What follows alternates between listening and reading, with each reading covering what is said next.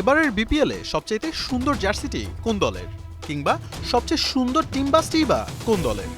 সবার প্রথমে সিলেট স্ট্রাইকার্সের নামটি কি আসবে না? সাজসজ্জায় জায়ের দেশের এই দলটি পাবে 100-তে 100, কিন্তু পারফরমেন্সে পাস মার্কটাও তুলতে পারছে না। বাংলা প্রবাদে একটি বাক্য আছে, উপরে ফিটফাট কিন্তু ভেতরে সদরঘাট।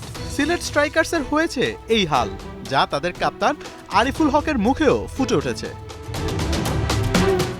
একাদশে জাকের আলী অনিক এবং জাকের হাসানের মতো পরীক্ষিত কিপার থাকার পরেও গ্লাভস সামলাতে হচ্ছে রনি তালুকদারকে। পেস বোলারদের লিডার তানজিম সাকিব ইনজুরির কারণে মাঠের বাইরে। রাকিম কর্নওয়েল তো ইনজুরি নিয়ে চলেই গেলেন। খুলনার বিপক্ষে নাহিদুল ইসলামকে খেলাতে চেয়েও ইনজুরির কারণে তা হয়নি। সিলেট স্ট্রাইকার্স যেন ইনজুরির বড়সড় এক কারখানা। এখন পর্যন্ত 9 ম্যাচ খেলে মাত্র 2টি জিততে পেরেছে সিলেট, অবস্থান টেবিলের তলানিতে। সামনের ম্যাচগুলোতেও ভালো কিছুর আভাস দিতে পারছেন না সিলেটের কাপ্তান আরিফুল হক। এমনকি একাদশ বাছাই করতেও হিমশিম খেতে হচ্ছে তাদের।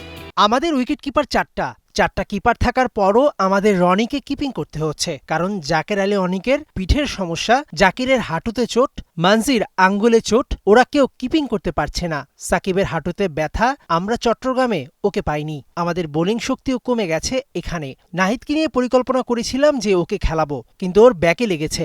যত কিছু আছে আমাদের দলে সব একসঙ্গে শুরু হয়ে গেছে। আমাদের এখন 11 জন ক্রিকেটার রেডি করাই কঠিন হয়ে যাচ্ছে। ফরেনারদের নিয়েও স্বস্তিতে নেই সিলেট স্ট্রাইকার্স। আনকোরা ক্যারিবিয়ান কাদিম অ্যালাইনকে খেলাতে হচ্ছে তাদের। আরিফুলের কণ্ঠেও অসহায়ত্বের ছাপ স্পষ্ট। নিজেদের দুর্ভাগ্য তো মনে হচ্ছেই। রাকিমের পুরো মৌসুম খেলার কথা ছিল, সেও এসে চোট পেয়ে গেল।